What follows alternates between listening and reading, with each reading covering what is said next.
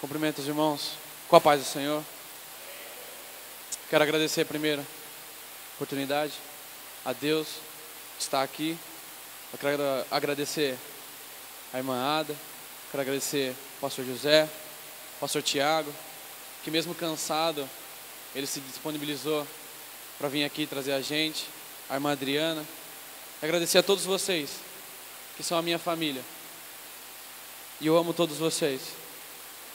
Amém? Agradecer o pessoal de Jaú, são pessoas fenomenais, que eu gosto muito. Mas vamos à palavra de Deus. Eu quero ler em 1 Reis, capítulo 18.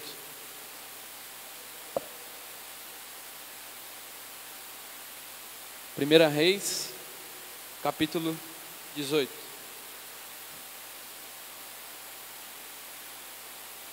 Versículo 21.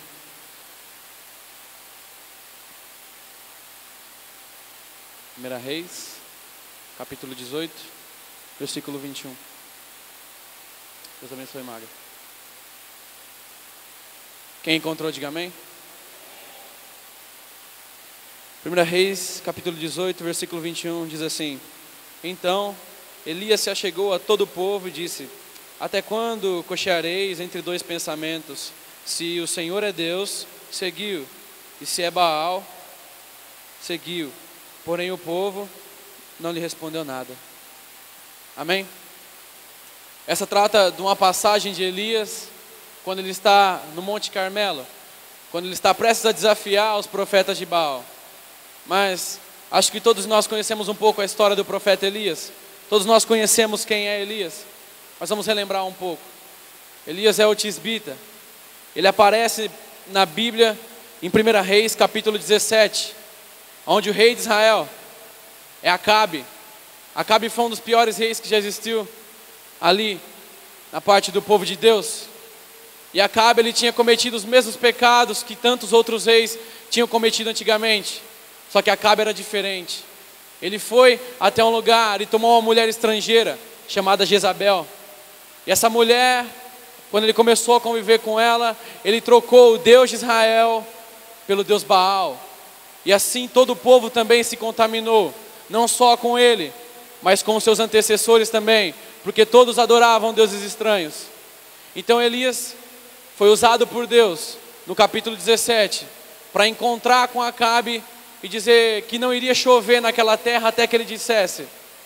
Então quando Elias ele encontra com o rei, ele diz: não vai chover na terra, até que eu ordene que desça a chuva. E por causa do que Elias falou, a palavra de Deus veio até Elias novamente e disse: vai, se esconda lá no perto do ribeiro, se esconda junto ao ribeiro, e você fique lá, fique bebendo água lá, e eu mandarei os corvos te alimentarem, eu mandarei os corvos te sustentarem, trazendo pão. E foi assim. Mas como não choveu, a água do rio secou. Então quando a água do rio secou, novamente veio a palavra de Deus a profeta Elias, dizendo para ele ir a uma cidade, que lá ele encontraria uma viúva e o seu filho, e que ali ela o ajudaria, ela o sustentaria por um tempo. Então Elias foi à cidade de Sarepta, e quando ele chegou lá, ele viu no portão da cidade aquela mulher. Então ele disse: ó mulher, dá-me um pouco de água para beber, e dá-me um pouco de um bolo bem pequeno. E ela disse: eu não tenho nada a não ser um pouco de farinha. Ele disse: vá e faz isso, um bolinho para mim, e que Deus vai te abençoar até que volte a chover nessa terra. E ela foi e fez, entregou, e o profeta comeu e se saciou. E ela teve fartura todos esses anos, todos esses tempos que ficou sem chover. Novamente, essa mulher ela passa a ter alguns problemas. E quando ela passa a ter alguns problemas, o seu filho se adoece e ele acaba falecendo. E ela vai até o profeta Elias, ela fala: por que isso está me lembrando os meus pecados? Por que aconteceu isso comigo? Porque o meu filho ele morreu, porque meu filho ele faleceu. E o profeta Elias não entendeu. Ele levou o menino até o quarto lá em cima que ela tinha feito, deixou o menino na cama e orou. E clamou ao Senhor falando: Senhor, por que o Senhor me manda para cá? e tiras a vida desse menino. Mas Elias rogou ao Senhor, e o fôlego de vida tornou a entrar naquele menino. Então novamente, depois daquele tempo, a palavra de Deus, ela vem ao profeta Elias e fala: vai até Acabe. E esse era o 3º ano. Vai até Acabe e se apresenta a ele, porque eu farei chover sobre a minha terra. Ele vai, e no caminho ele encontra um servo de Deus, Obadias. E quando ele encontra esse servo, Obadias, ele teme muito, porque quando ele encontra ele, Elias fala: vai até Acabe e fala que eu estou aqui, que eu quero conversar com ele. Mas Obadias teme, porque ele fala: Elias, nós te procuramos em todos os lugares, e em todos os lugares, nenhum lugar você estava. Como que eu vou me apresentar ao rei agora e falar que o Senhor está bem aqui na minha frente? E se o Espírito de Deus pega você e leva para outro lugar?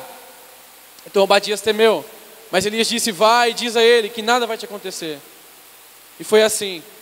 Obadias foi, e o rei Acabe veio e se encontrou com o profeta Elias. E quando o rei Acabe se encontra com o profeta Elias, o rei Acabe fala que ele é o culpado de tudo que está acontecendo com o povo. Mas ele fala que o profeta Elias, ele diz que o culpado é o rei e todo o povo, porque se esqueceu de Deus e foi adorar a Baal. Então o profeta Elias, ele manda reunir toda Israel no Monte Carmelo, e todos os profetas de Baal, e todos os outros profetas naquele Monte Carmelo. E ali ele desafia todos os profetas, para mostrar que o Senhor é Deus, para mostrar que Deus é Deus. E essa é um pouco da história de Elias, tem muito mais depois. Mas o versículo 21, Elias está lá no Monte Carmelo, ele está perante todo o povo de Israel. Ele chega para o povo e diz: até quando cocheareis entre dois pensamentos? Se o Senhor é Deus, seguiu, e se é Baal, seguiu. Porém o povo não respondeu nada. Nós podemos notar uma coisa aqui, que o povo, ele está indeciso entre Deus, entre Baal. Mas isso é uma passagem do Antigo Testamento. Como nós podemos trazer para o Novo Testamento? Vamos até Apocalipse, capítulo 3.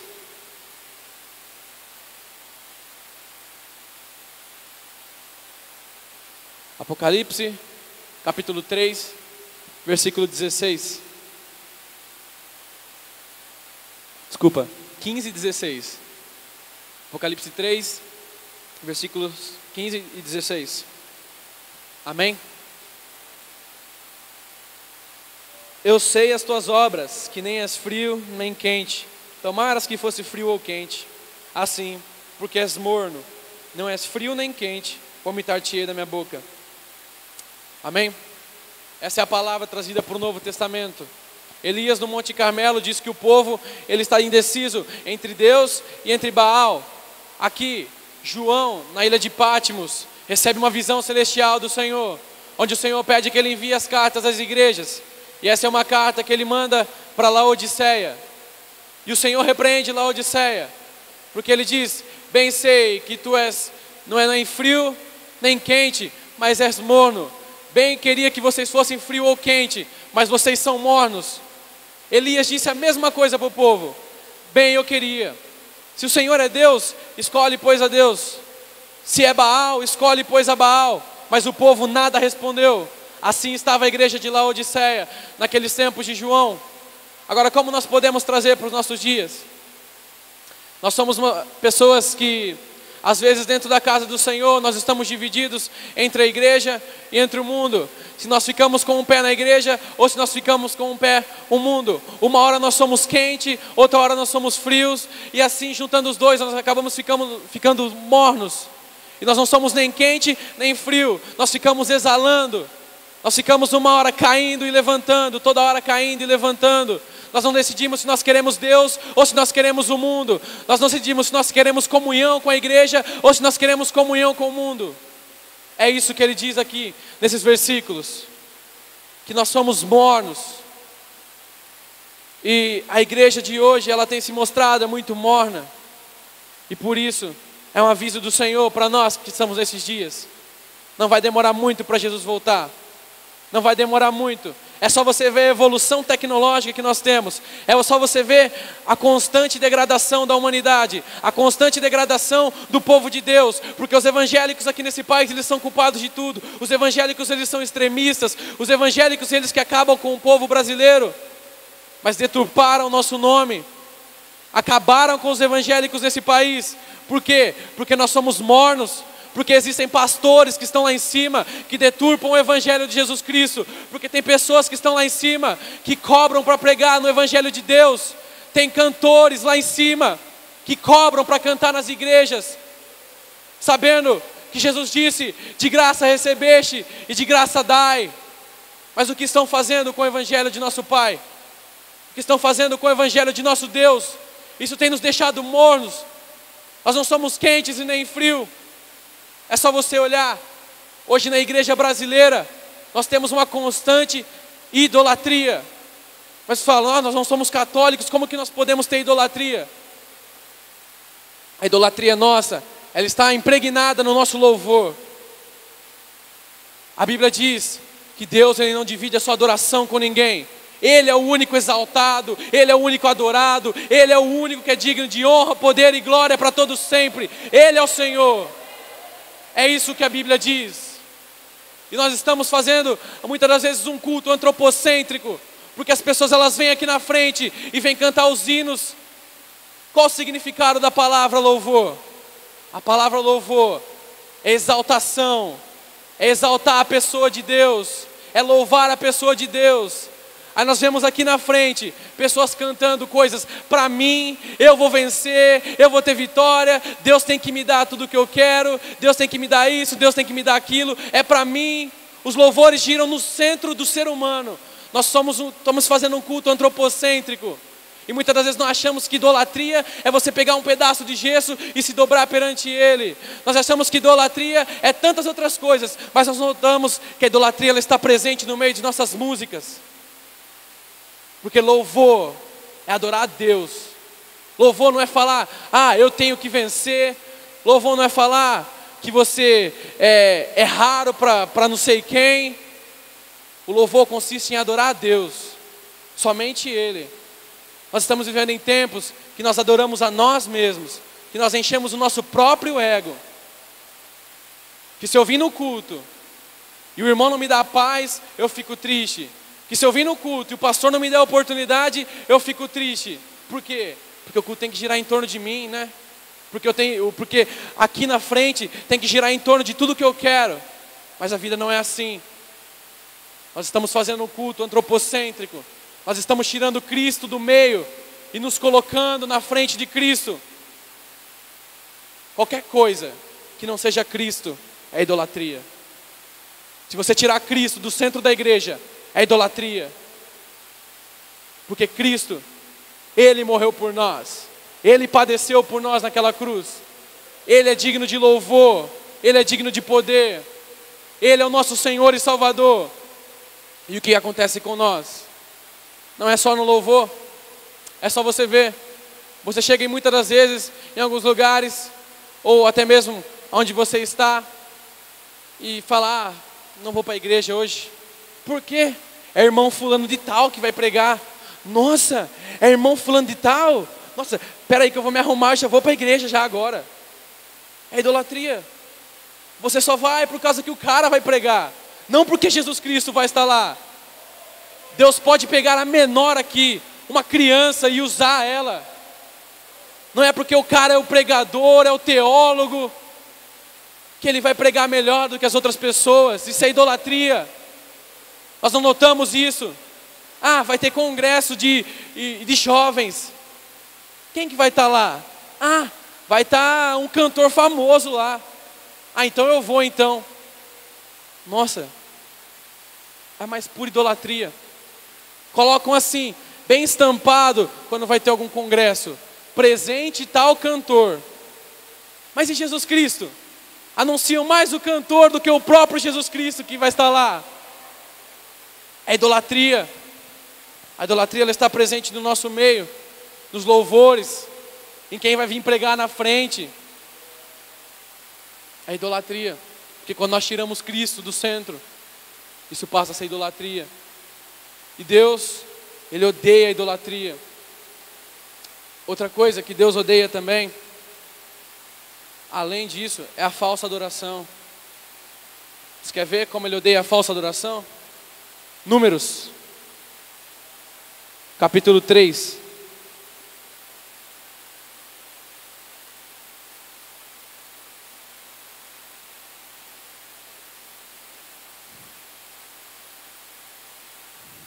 Números, capítulo 3.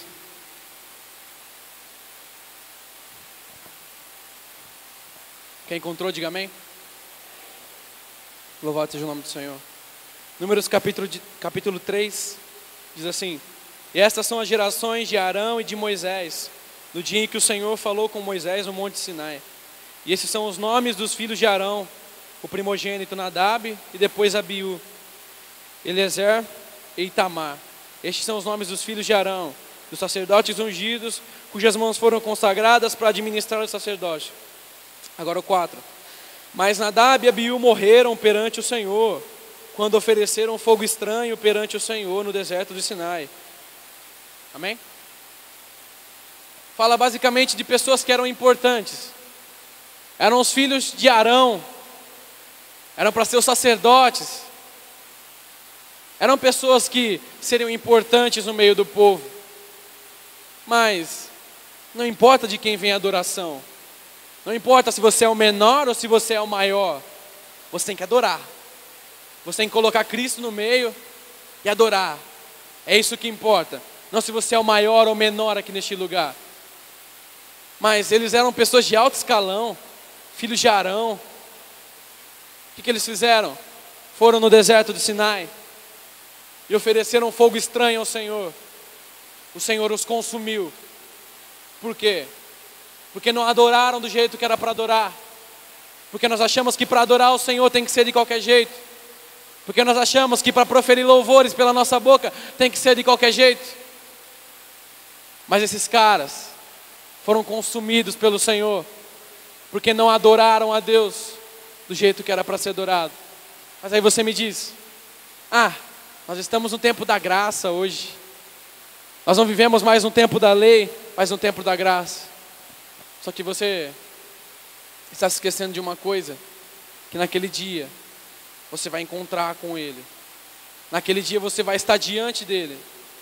Você que acha que o que você está fazendo é certo, ou o caminho que você está trilhando é certo, porque a palavra de Deus diz que há caminhos para o homem que lhe parecem que são bons, mas na verdade ele caminha para a perdição. A Bíblia manda guardar o nosso coração, porque nosso coração, ele é próprio mal por natureza. Nós precisamos de Deus. Então nós temos que guardar. Há caminhos que parecem que são bons para nós. E naquele dia, você vai estar perante o Senhor. E vai se abrir um livro. E vai estar todas as coisas que você fez. Toda a lei que você transgrediu. Todas as vezes que você desrespeitou a sua mãe ou seu pai. Todas as vezes que você, mãe ou pai, irritou o seu filho. Vai estar lá presente naquele livro. Todas as vezes que você blasfemou contra o nome do Senhor. Todas as vezes que você subiu naquele lugar e você queria glória para si, mas não queria glória para Deus. Todas as vezes que você pensou coisas erradas ou fez coisas erradas, vai se abrir o livro naquele dia e vai ser listada todas as coisas e vai falar: você fez isso, isso, isso e isso. Mas lá no final, para alguns, para os verdadeiros, para aqueles que foram comprados, vai estar escrito: tudo já está pago naquela cruz. Tudo foi pago. E vai estar escrito com sangue lá embaixo que tudo já está pago, que todos os erros que você cometeu, que tudo que você fez já foi pago, que tudo que você fez já foi lançado no mar de esquecimento. E tudo isso já está pago. Mas alguns não terão a mesma oportunidade, porque todos os dias vieram aos cultos, de quarta, quinta, sábado, domingo, vieram aos cultos, vieram ao ensino da Bíblia, mas os seus corações não estavam centrados na palavra de Deus, os seus corações estavam pensando ou olhando para as coisas de lá de fora. Ah, meu Deus, o que eu vou fazer lá fora depois que eu sair daqui? O que eu vou fazer quando eu sair daqui? Os seus corações, eles não estão no culto, os seus corações, eles não estão adorando a Deus, mas os seus corações estão pensando em coisas lá de fora. Deus vai lembrar de cada oportunidade que você teve aqui de se arrepender, de cada oportunidade que você teve de largar o mundo e ficar na presença do Senhor. Ele vai te lembrar, isso vai corroer você aos poucos naquele dia, isso vai ficar na sua cabeça, e toda vez quando você estiver sofrendo lá, você vai lembrar, o pastor pegou lá na frente, o pastor mandou me arrepender, o pastor naquele dia chamou minha atenção, e eu mudei, eu tive a oportunidade de mudar, mas eu não mudei. Teve uma vez que o pastor José, ele chamou minha atenção. Cara, aquilo desabou meu mundo, fez meu mundo cair de verdade. Eu cheguei na igreja, era de quarta-feira. Antes de sair de casa eu falei, eu nem vou levar a Bíblia, não preciso levar a Bíblia. Eu cheguei na igreja, o pastor, ele estava orando. Ele levantou e foi lá me cumprimentar. Quando ele me cumprimentou, ele falou assim, cadê a espada, meu filho? Crente sem espada não vence nenhuma batalha. Cadê a sua espada? E cara, aquilo me envergonhou de uma tal maneira, aquilo me jogou de tal maneira. Eu falei, é verdade, ele está certo. E depois daquele dia, em nenhum culto mais eu esqueci a minha Bíblia, porque não foi ele que me repreendeu, foi o Senhor que me repreendeu. Porque um crente que vem para a igreja, não traz a sua Bíblia, não traz a sua espada, o que está acontecendo? Nós não estamos mais centrados em Cristo. Existe uma coisa que aconteceu no século XIX, muito próximo daqui, na Alemanha, que se chama teologia da liberdade, não lembro muito bem direito, uma teologia liberal. Aconteceu na Alemanha, surgiu lá. O que esses caras faziam? Eles relativizavam a Bíblia inteira. Não, Jesus não é quem ele dizia ser. A Bíblia, ela não é inerrante palavra de Deus. A Bíblia não é a palavra de Deus. Não, Cristo, ele foi apenas um homem que andou sobre a terra e que era alguém moral. Cada um tem a sua própria experiência com Deus. Não importa o que a palavra de Deus fala. Isso aqui não é errado não. Fazer isso aqui não é errado não. É que cada um tem um conceito do que é bom e o que é mal. Foi isso que aconteceu no século XIX. E foi isso que impregnou as nossas igrejas. Muitos dizem, verdade não existe. O que é bom e o que é mal? O que é bom para você talvez seja mal para mim. O que é mal para você talvez seja bom para mim. E foi tudo relativizado. É aí que a igreja começa a decair. Porque cada um não podia repreender o outro. Eu não posso repreender mais meu irmão. Eu não posso mais falar nada para o meu irmão. Porque para ele isso que ele está fazendo não é errado. Para ele, de vez em quando, sair e ali ver algumas mulheres, cobiçar as mulheres dos irmãos, não é errado para ele fazer mais isso. Eu ter um pé dentro da igreja, eu ter um pé dentro do mundo, não é errado mais para ele fazer isso. Mas para ele, para mim é errado. Mas vamos ficar assim, eu não posso exortar meu irmão, porque para ele aquilo lá é bom. E assim a igreja foi sendo destruída aos poucos. Mas Cristo, ele está voltando para buscar a tua igreja. Eu não sei como está a sua vida hoje. Eu não sei se você está triste por causa de algo que aconteceu na sua vida nessa semana, ou algo que há meses vem atormentando a sua vida. Eu não sei como está seu coração, se você sente a falta de alguém, se você sente a falta ou a presença de Deus nesse lugar. Eu não sei os problemas que você tem passado financeiramente. Eu não sei nada disso que você tem passado. Mas Deus conhece o seu coração. Deus conhece talvez a carga que está sobre ti. Mas Ele só te pede uma coisa. Apenas uma coisa. Faça a sua escolha. Ou você fica na igreja, ou você fica no mundo. Quem dera que você fosse frio ou quente, mas você é morno. Faça a sua escolha. Não importa como esteja a sua vida nessa noite, não importa o quão problema você tem passado, saiba que Deus, ele pode resolver isso. Saiba o quanto apertado está a sua vida, Deus pode resolver esse problema. Basta você confiar nele, basta você lutar e perseverar. Talvez você fale, eu sou a pior pessoa do mundo. Eu já fiz tantos erros que Deus não pode me perdoar mais. Mas pode, Ele pode. Ele perdoou os meus, que sou o mais pecador dentre todos aqui, que cometi grandes erros aqui. Deus me perdoou. Deus mudou a minha vida. Deus mudou a minha história. Ele pode mudar a sua também. Mas Ele lhe pede que faça uma escolha nessa noite. Escolha entre Deus e Baal. Escolha entre adorar o Deus vivo, verdadeiro, que vive para sempre, que era, que é e que há de vir. E escolha entre a idolatria, em colocar o homem no centro. Escolha, faça a sua escolha nessa noite. Existem coisas na nossa vida que nós precisamos mudar. Cada um aqui nesse lugar tem coisas para mudar a nossa vida. Alguns são estressados demais. Alguns não olham para os irmãos. Alguns mentem demais. Alguns fazem fofoca da vida dos irmãos. Quando eu estou ali, naquele meu cantinho ali, com a minha turminha. Nossa, você viu aquele irmão no culto hoje? Você viu como ele estava vestido? Nossa, você viu que a irmã que separou lá do marido lá? Você viu o que aconteceu com ela? Você viu o que aconteceu com o irmão ali? Nossa, você viu? Fofoca, cara. É fofoca. E Provérbios diz que tem 6 coisas que Deus odeia. A 7ª Ele abomina. E a 7ª é a língua que causa dissensão entre os irmãos. E fofoca causa mais dissensão. Está assim, fofoca e mentira. São coisas que causam dissensão entre a igreja. Quando você fala mal de um irmão, a igreja ela se divide. E se a igreja se divide, Cristo não está ali naquele meio. Cristo não está naquele lugar. Talvez é isso que tenha nos separado tanto. Talvez é isso que tenha tirado Cristo do nosso meio. Talvez seja por isso que você não sinta a presença de Deus mais no seu coração. Talvez seja por isso que você se sente sozinho. Talvez seja por isso que você não vê saída para os seus problemas. Talvez seja por isso que você não chora mais a presença do Senhor. Talvez seja por isso que você não erga a sua voz para adorar a Deus. Porque tem algo, tem uma barreira impedindo. E o profeta Isaías dizia que os seus pecados criam um muro que separam você e Deus. Talvez seja por isso que Deus não tenha ouvido as suas orações. Talvez seja por isso que há tanto tempo você está clamando, que há tanto tempo você está pedindo, e Ele não está te ouvindo.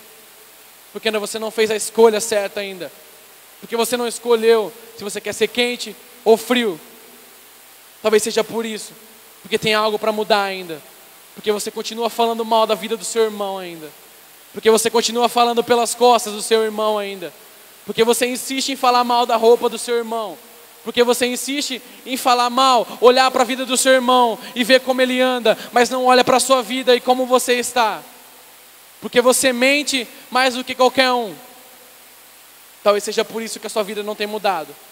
Talvez seja por isso que você tem passado por provações. Ou é apenas Deus querendo ver se você é fiel a Ele ou não. Mas a única coisa que Deus quer de você é misericórdia.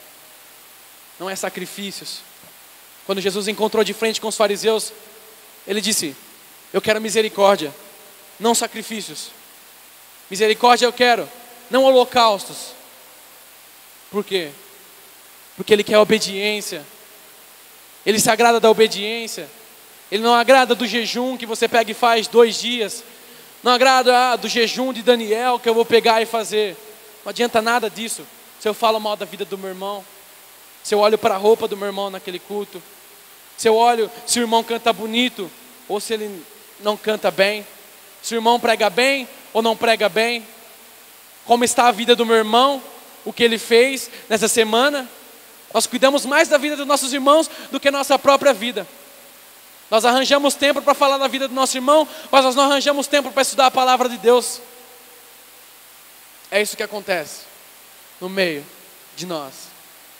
É por isso que muitos estão fracos e caídos. É por isso que muitas das vezes Deus não fala conosco no culto. É porque não há mudança em nossas vidas. É porque não deixamos o Espírito Santo entrar na nossa vida e fazer uma mudança. Jesus está à porta, Ele bate. E se você abrir a porta, Ele vai entrar e cear contigo. É isso que diz a palavra do Senhor. Só que muitos não querem abrir a porta, porque sabem que se abrir a porta, haverá uma mudança extraordinária naquele lugar. Eu falo isso por experiência própria. Porque Deus mudou grandemente a minha vida. Deus mudou a vida de pessoas que eu conheço e que eu vejo quem era antes e quem são agora. Cara, Deus ele vai mudar a sua vida. Basta você querer. Deus pode te livrar desse pecado que você cai toda semana nele. Deus pode te livrar desse erro que você fica pensando todos os dias, todos os dias. Deus pode te livrar dessa mágoa e dessa angústia que está no seu coração. Deus pode te livrar disso, mas basta você querer. Deus pode apagar o seu passado e começar tudo de novo. Deus pode jogar os seus pecados no mar de esquecimento. Deus pode pegar essa angústia que te corrói e jogar lá no mar de esquecimento e trazer alegria para a sua vida, que é o Espírito Santo de Deus. Deus pode fazer isso com você, mas você tem que abrir o seu coração, você tem que abrir a porta do seu coração. Não é uma janela que você tem que abrir, é a porta para que Ele possa entrar na sua vida e trazer um rebuliço para a sua vida. É a porta que você tem que abrir para que Ele possa trazer mais vida de oração para você, mais estudo da palavra. É a porta que você tem que abrir para Ele. E assim a sua vida vai mudar. E assim você vai deixar de ficar sentado numa cadeira, ouvindo não o culto, mas pensando nas coisas lá de fora. É assim que você vai aprender, abrindo a porta do seu coração para Deus. É isso que Ele quer. É só isso que Ele quer. Ele quer o seu coração. Ele quer você por inteiro. Ele não quer você pela metade. Foi Ele que te escolheu, não foi você que escolheu Ele. Muitas das vezes nós achamos, eu escolhi Deus, eu escolhi vir para a igreja. Mas não, Deus ele coloca a vontade dentro dos nossos corações. Mas cabe a você ou não abrir a porta do seu coração e permitir que Deus entre e tire a idolatria do seu coração, e tire a inveja do seu coração, e tire a amargura do seu coração, e que limpe o seu coração. E que pegue seus pecados e jogue no mar de esquecimento. Deus pode fazer isso. Ele é Deus. Ele pode fazer tudo o que está dentro do seu coração, mas segundo a vontade dEle. Muitas das vezes nós pedimos muitas coisas para Deus, nós pedimos muitas coisas para o Senhor, e o Senhor às vezes demora. Ô Senhor, muda a vida daquela pessoa. Ô Senhor, muda a vida daquele cara, muda a vida daquela mulher. Às vezes o Senhor demora para fazer aquilo, mas muitas das vezes nós esquecemos de falar: Senhor, essa é a minha vontade, mas que seja feita a tua vontade primeiro. Senhor, a minha vontade de comprar aquela casa, Senhor, a minha vontade de comprar aquele carro, a minha vontade é isso, Deus, mas essa é a minha vontade, Senhor. Primeiro seja feita a tua vontade, primeiro seja feita a tua, porque a minha vontade ela é imperfeita, porque eu sou imperfeito, eu não sei o que é melhor para mim, mas o Senhor sabe. É isso que o profeta Elias quis dizer: escolham entre Deus e Baal. É isso que o apóstolo João quis dizer: escolha entre ser quente ou frio. Não seja morno, não fique no meio, não fique indo de um lado para o outro, mas permaneça naquele que é fiel, naquele que morreu por você, naquele que entregou a vida por você, naquele que deu o seu único filho por você, mesmo você sem merecer. Confie nele, entregue o seu coração a Ele. Para de se preocupar com os problemas, porque Ele é Deus na sua vida. Ele pode fazer grandes coisas na sua vida. Se você quer que aquela pessoa seja mudada, se você quer que a vida de alguém seja transformada, não pare de orar, mas apenas confie. Acalma o seu coração, confie em Deus, esquece o mundo. Quando você vier para a igreja, esquece os problemas de lá de fora. Venha para adorar a Deus, venha para engrandecer a Deus, e assim a sua vida vai mudar. Eu tenho certeza disso, porque foi assim comigo. Mas que o Senhor seja engrandecido, exaltado, e eu agradeço a oportunidade, em nome do Senhor Jesus, amém.